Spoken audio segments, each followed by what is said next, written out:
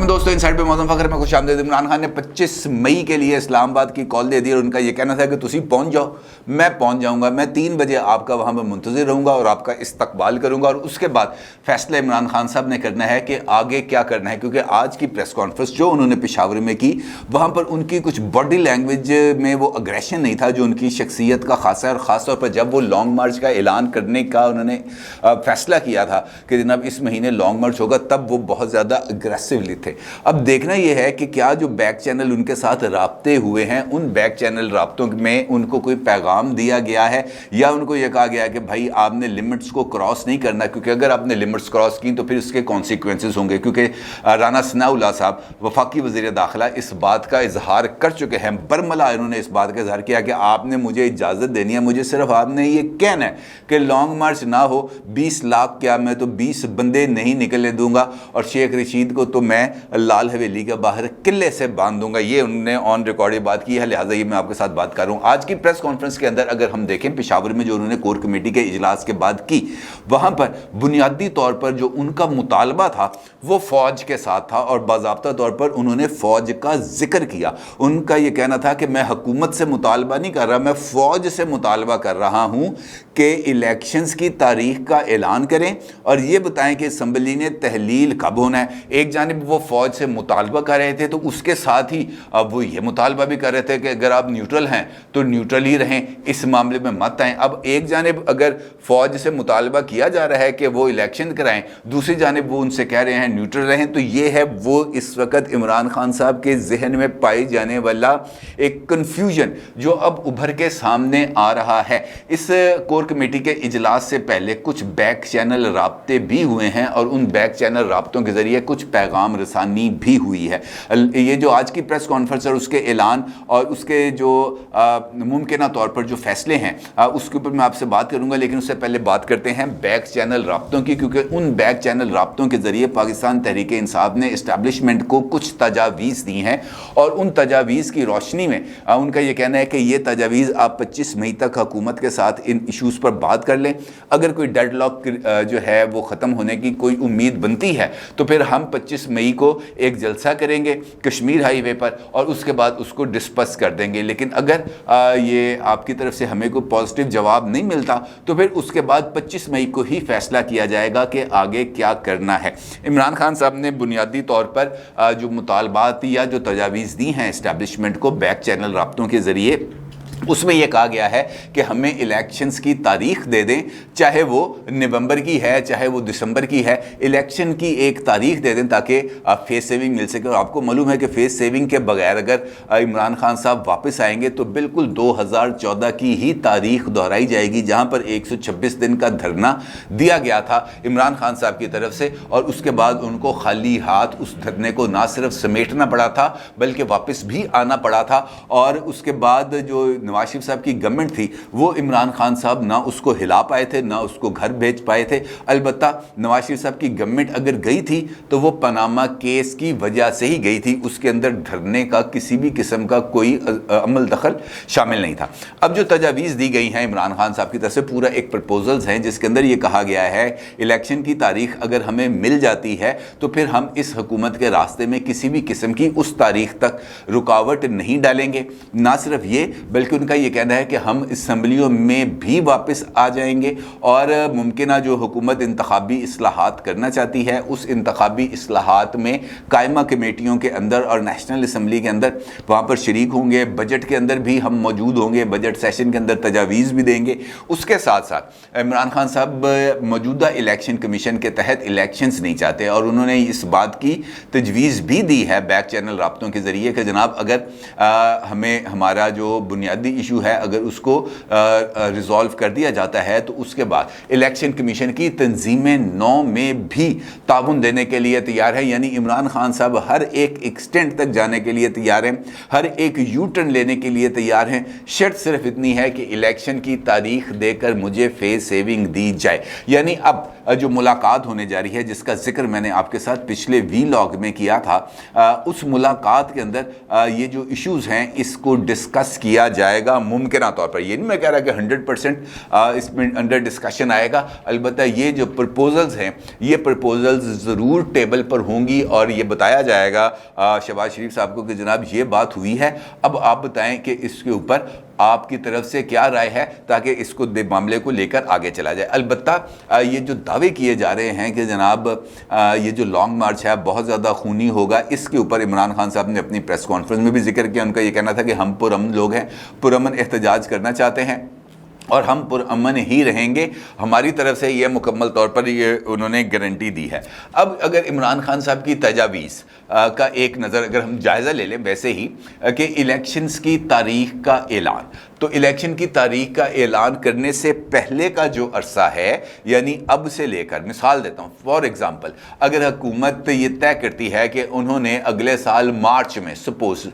Election कराने हैं या नवंबर में इलेक्शन कराने हैं, तो मई से लेकर नवंबर तक का जो टाइम है, इस टाइम के दौरान होने वाले इकनॉमिक फ़ैसलों की, मईशत के हवाले से फ़ैसलों की, पेट्रोल बिजली गैस में कीमतों में इजाफे के हवाले से जो सख्त तरीन फ़ैसले लिए जाने हैं, क्या इमरान खान साहब उन फैसलों का बोझ उठाने के लिए तैयार होंगे? क्योंकि इन फैसलों की अगर सियासी कीमत अदा करनी है तो वो मौजूदा हुकूमत और उसके इत्तेहादियों और ख़ास तौर पर मुस्लिम लीग नून ने अदा करनी है। और अगर मुस्लिम लीग नून ने ये सख्त फैसले करने हैं, ये बदनामी मोल लेनी है, उसकी सियासी कीमत अदा करनी है, तो फिर वो उसका जो बेनिफिट है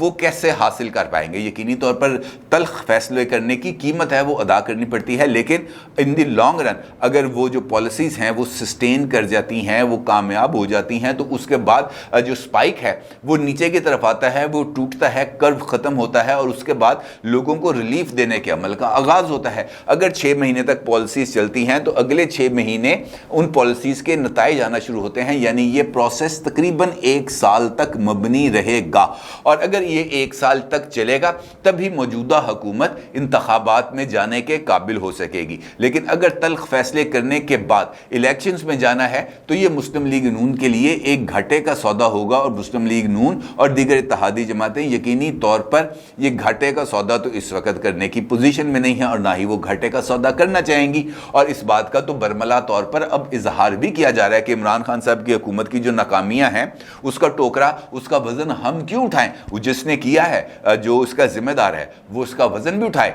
और उसकी कीमत भी अदा करे। और अगर ऐसी सिचुएशन बनती है और इमरान खान साहब अपनी इस पोजीशन से पीछे नहीं हटते हैं तो 2 ऑप्शंस बच जाती हैं हुकूमत के पास। हुकूमत इमरान खान साहब को बिल्कुल माजी की तरह यानी 2014 की तारीख को रिवर्स करेगी। इमरान खान साहब को इस्लामाबाद ना सिर्फ आने का मौका देगी बल्कि वहाँ पर उनको बैठने की इजाज़त भी देगी और उसके बाद उनको कहे जनाब यू आर मोस्ट वेलकम, आएँ, बैठें, खाएं पिएँ, तशरीफ़ रखें, जब तक रहना रहें माजी की तरह। इमरान खान साहब आए थे 2014 में और बिल्कुल वही एक्शन रीप्ले यहाँ पर भी दोहराया जाए कि जनाब आप बैठें जितनी देर तक आपका दिल करता है। लेकिन ये सिचुएशन मौजूदा हालात में इमरान खान साहब को सूट नहीं करेगी। उसकी 2 वजूहात हैं, एक मौसम बहुत ज़्यादा शदीद है और दूसरा इस मरतबा पाकिस्तान अवामी तहरीक इमरान खान साहब के साथ नहीं है, क्योंकि इमरान खान साहब का वो 126 दिन का धरना, मैं खुद उसका विटनेस हूँ क्योंकि उस वक्त मैं इस्लामाबाद में एक कौमी रोज़नामे के साथ वाबस्ता था और मैंने देखा था इमरान खान साहब का जो धरना है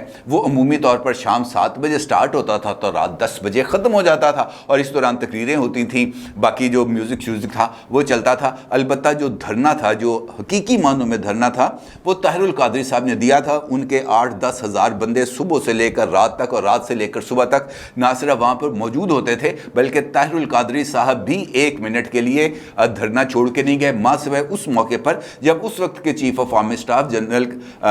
राहील शरीफ साहब ने उनके साथ एक मुलाकात की थी आर्मी वो जो है आर्मी हाउस रावलपिंडी में, और वहीं पर एक मरतबा वो धरना छोड़ के गए थे, अदरवाइज़ वो सिर्फ धरने पे मौजूद रहे थे। इस मरतबा इमरान खान साहब को वो सहूलत हासिल नहीं होगी, लिहाजा इमरान खान साहब के लिए कसीर तादाद में लोगों को वहाँ पर लेके आना और वहाँ पर कॉन्टीन्यूसली 126 दिन, मिसाल दे रहा हूँ क्योंकि माजी में उन्होंने 126 दिन का धरना दिया था, 126 दिन वहाँ पर बिठाना और उसके बाद हुकूमत और इस्टेब्लिशमेंट दोनों पर दबाव डालना, ये उनके लिए एक मुश्किल टास्क होगा। और ख़ास तौर पर उस सूरत में अगर वाक़तन इस्टेब्लिशमेंट न्यूट्रल रहती है, जिसका मुतालबा खुद इमरान खान साहब ने किया। वैसे इमरान खान साहब के इस मौक़िफ़ का जो तज़ाद है वो भी अपने अंदर एक मिसाल रखता है। कभी इस्टेब्लिशमेंट को किस चीज़ से तशबीह देते हैं, कभी न्यूट्रल को किस चीज़ से तशबीह देते हैं, फिर मुतालबा भी करते हैं कि अगर तुम वो हो तो वही रहना, यानी अगर न्यूट्रल हो तो न्यूट्रल रहना। अजीब सी सिचुएशन है। अलबत्ता दूसरा ऑप्शन जो हुकूमत के पास है वो है ताकत का इस्तेमाल, और ताकत का इस्तेमाल इनफैक्ट इमरान खान साहब की पॉलिटिकल एक्टिविटी को आगे बढ़ा सकता है, और ताकत का इस्तेमाल गैर ज़रूरी तौर पर हुकूमत को दबाव में भी ला सकता है। लिहाजा ताकत का इस्तेमाल किसी भी मसले का हल नहीं है। हाँ, अगर कोई लाकानूनियत होती है, अगर कोई गैर सियासी कदम उठाया जाता है, अगर जानबूझकर फितना अंगेजी की जाती है, जैसे 2014 के धरने में की गई थी, पार्लियामेंट हाउस की तरफ जाने की कोशिश की थी, प्राइम मिनिस्टर हाउस की तरफ जाने की कोशिश की गई थी, पीटीवी बिल्डिंग के अंदर घुस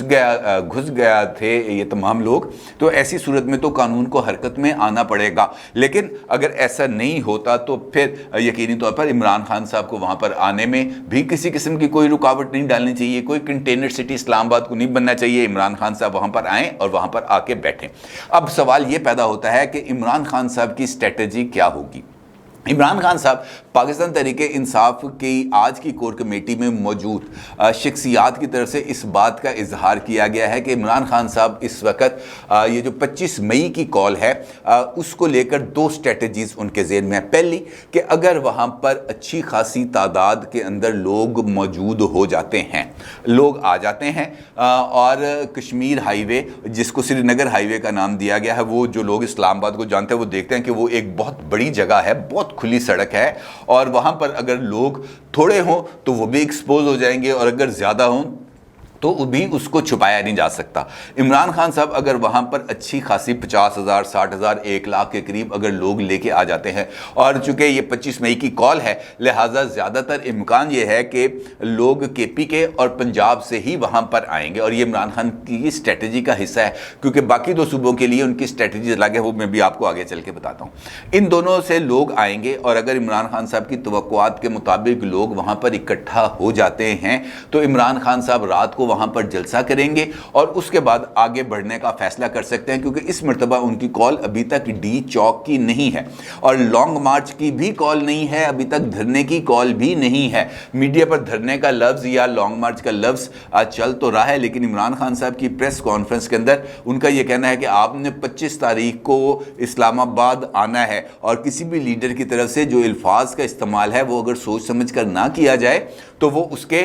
मुज़मरात होते हैं। इमरान खान साहब ने ये एक सोची समझी एक स्कीम के तहत इस मरतबा लॉन्ग मार्च का लफ्ज़ इस्तेमाल नहीं किया, 25 मई की कॉल दी है, और अगर उनकी तवक्कुआत के मुताबिक वहाँ पर लोग जमा नहीं होते तो फिर ये इसको एक वार्निंग की शक्ल देकर कि 25 मई को हम यहाँ पर आ गए हैं, हमने अपना पावर शो कर दिया है, आपको हफ्ते की, 10 दिन की, 15 दिन की, महीने के टाइम देते हैं, इस दौरान आप ये वाले हमारे मुतालबात हैं, हम भी फ़िलहाल वापस जा रहे हैं, इन मुतालबात पर अमल दरामद करें, अदरवाइज़ हम फिर दोबारा आएंगे। मुमकिन तौर पर ये एक ऑप्शन हो सकती है। दूसरा, अगर लोग ज़्यादा हो जाते हैं और वाक़तन ज़्यादा हो जाते हैं, फिर यहाँ पर प्लानिंग में तब्दीली आएगी और फिर बाकी दो सूबों यानी बलूचिस्तान और सिंध को हरकत में लाया जाएगा। वो किस तरह? उसके लिए जो स्ट्रेटजी इमरान खान साहब ने आज कोर कमेटी के साथ डिस्कस की है, उसके मुताबिक कराची से तो लोग फौरी तौर पर आज भी अगर चलें तो वो 25 मई तक इस्लामाबाद शायद ना पहुंच पाएँ, क्योंकि काफ़िले की शक्ल में जब आना है तो फिर यकीनी तौर पर उसमें टाइम भी लगता है और ट्रांसपोर्ट और दीगर कॉस्ट वगैरह भी बहुत ज़्यादा शामिल होती है। उसके लिए स्ट्रेटजी ये बनाई गई है कि जिस टाइम पर इमरान खान साहब श्रीनगर हाईवे के ऊपर मौजूद होंगे और मुमकिन तौर पर चूँकि वो लीड नहीं कर रहे पेशावर से आने वाली रैली को या लाहौर से जाने वाली रैली को या जेलम से आने वाली रैली को, मुमकिन तौर पर वो बनी गाला में मौजूद होंगे या पेशावर से चलेंगे हेलीकॉप्टर के ज़रिए और वो उतरेंगे जाकर कश्मीर हाईवे पर, और उस वक़्त उतरेंगे जब वहाँ पर लोग मौजूद होंगे ताकि उनको हिरासत में या गिरफ्तार करने का कोई ऑप्शन ही ना रहे हुकूमत के पास। अब ऐसी सूरत हाल के अंदर इमरान खान साहब जो बलूचिस्तान और सिंध है यानी ख़ासतौर पर कराची, उसके में भी जलसे का ऐलान कर सकते हैं और मुमकिन तौर पर कराची की अहम तरीन शाहराह के ऊपर इमरान खान साहब वीडियो लिंक के ऊपर वहाँ पर ख़िताब भी करेंगे, और इसका मतलब ये होगा कि कराची को चोक कर दिया जाए, यानी वहाँ पर जो तमाम लोग हैं, अगर इमरान खान साहब वहाँ पर बैठते हैं श्रीनगर हाईवे पर, तो कराची के अंदर भी वो तमाम लोग लोग वहीं पर बैठेंगे और इसका यकीनी तौर पर एक इम्पैक्ट आएगा और इसका जो दबाव है वो हुकूमत अपने ऊपर महसूस करेगी। और ख़ास तौर पर इमरान खान साहब चूँकि दो सूबों के, दो हुकूमतों के और दो शख्सियात के सख्त खिलाफ हैं, यानी मरकज़ में मुस्लिम लीग नून की हुकूमत के और सिंध में आसिफ अली जरदारी साहब के, लिहाजा दोनों को टफ टाइम इसी सूरत में दिया जा सकता है कि एक जानिब कराची को चोक करके पूरी की पूरी कराची को एक किस्म का हॉस्टेज बना दिया जाए और दूसरा इस्लामाबाद की मेन एंट्रेंस को बंद करके, अगर इस्लामाबाद के पास आमदोरफ्त के दीगर ज़राए भी मौजूद हैं, मेन एंट्रेंस को बंद करके मेन एंट्रेंस पर धरना देकर भी इमरान खान साहब हुकूमत पर दबाव डालने की कोशिश कर सकते हैं, लेकिन ये पर्पज़ शायद इस तरीके से सर्व ना हो सके। अब जो ऑप्शंस रह जाती हैं बाकी, अब वो यही रह जाती हैं कि इमरान खान साहब हाज़िरी को देखने के बाद फ्यूचर लाहे अमल का ऐलान करेंगे। अगर वो धरना देते हैं तो फिर इमरान खान साहब को खुद मौके के ऊपर, चाहे 126 दिन हैं, वहाँ पर बैठना पड़ेगा और वहाँ पर बैठने के लिए जो कीमत है उसकी पॉलिटिकल कॉस्ट वो भी अदा करनी पड़ेगी और उसकी फाइनेंशियल कॉस्ट भी अदा करनी पड़ेगी। और इस वक्त अगर माजी में देखें तो माजी में तो उनकी जो फाइनेंशियल कॉस्ट है वो बहुत हद तक बर्दाश्त की थी मुख्तलिफ लोगों ने भी और रियासत ने भी। इस मरतबा शायद वो पॉलिटिकल कॉस्ट ना जहांगीर तरीन अदा करें, ना अलीम खान अदा करें और ना ही कोई रियासती इदारा उसकी कीमत अदा करे। तो इस सूरत में इमरान खान साहब के लिए लोगों को एक तवील अरसे तक वहाँ पर बिठाना बहुत ज़्यादा मुश्किल हो जाएगा। लिहाजा इमरान खान साहब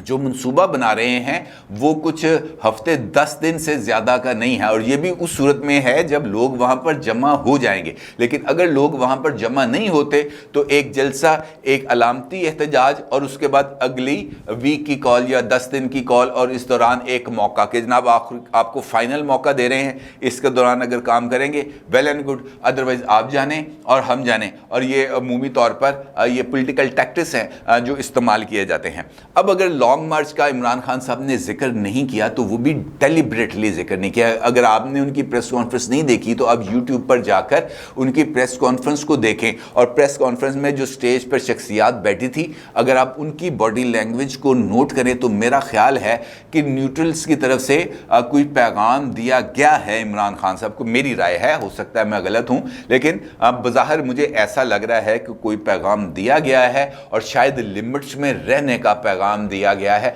और अगर ये पैगाम दिया गया है तो फिर जो मैंने आपसे कहा था कि गोट फंसाई हुई है, वो गोट को अभी तक फंसी हुई है, वो गोट निकली नहीं है नवाज शरीफ और जरदारी साहब की तरफ से। और ये वजह है कि इस्टेब्लिशमेंट अपने जो इस वक्त की उनका जो थॉट प्रोसेस है वहाँ से भी उन्होंने थोड़ा सा पीछे हटने की कोशिश की है। और यही वजह है कि आज इमरान खान साहब की बॉडी लैंग्वेज कुछ ज़्यादा ताकतवर नज़र नहीं आ रही। अब ये लॉन्ग मार्च कहें, इसको कॉल कहें, 25 मई है और 25 मई में अब 2 दिन रह गए हैं। 3 बजे श्रीनगर हाईवे के ऊपर इमरान खान साहब ने मैदान लगाना है। ये वो आखिरी चाल है जो वो चलने जा रहे हैं और इस बात को मद्देनज़र रखते हुए कि इसके बाद उनके पास सिर्फ इसकी पॉलिटिकल कीमत अदा करनी होगी। जीत की सूरत में तो शायद वो फतह के शादियाने बजाएंगे, लेकिन अगर वो मतलूबा नताइज हासिल नहीं कर सके तो फिर उनको अपनी एक इसकी पॉलिटिकल कीमत अदा करनी होगी। और देखना यह है कि क्या मौजूदा हालात में इमरान खान साहब वो पॉलिटिकल कीमत अदा करने के लिए तैयार हो पाएंगे, क्योंकि नवंबर के अंदर कम से कम मौजूदा हालात में जो मेरी बात हुई है मुस्लिम लीग नून के ज़राए से, नवंबर के अंदर वो इंतखाबात कराने के लिए तैयार नहीं हैं। वो फौरी तौर पर असम्बली डिसॉल्व करने के लिए तैयार हैं कि जनाब आपने अभी उठा लें अपना सामान, हम घर चले जाते हैं। लेकिन अगर हमने बजट भी देना है, अगर हमने मुश्किल फैसले भी करने हैं तो फिर इलेक्शन अगस्त 2023 में होंगे, ये वाज़ेह तौर पर बता दिया गया है। और इमरान खान साहब ने अब इस बात को देखना है कि उन्होंने अगस्त 2023 तक इस बात का इंतज़ार करना है, असम्बली में वापस आना है या सड़कों पर रहना है। अपनी राय का ज़रूर इज़हार कीजिएगा। आपको बहुत शुक्रिया। अल्लाह हाफ़िज़।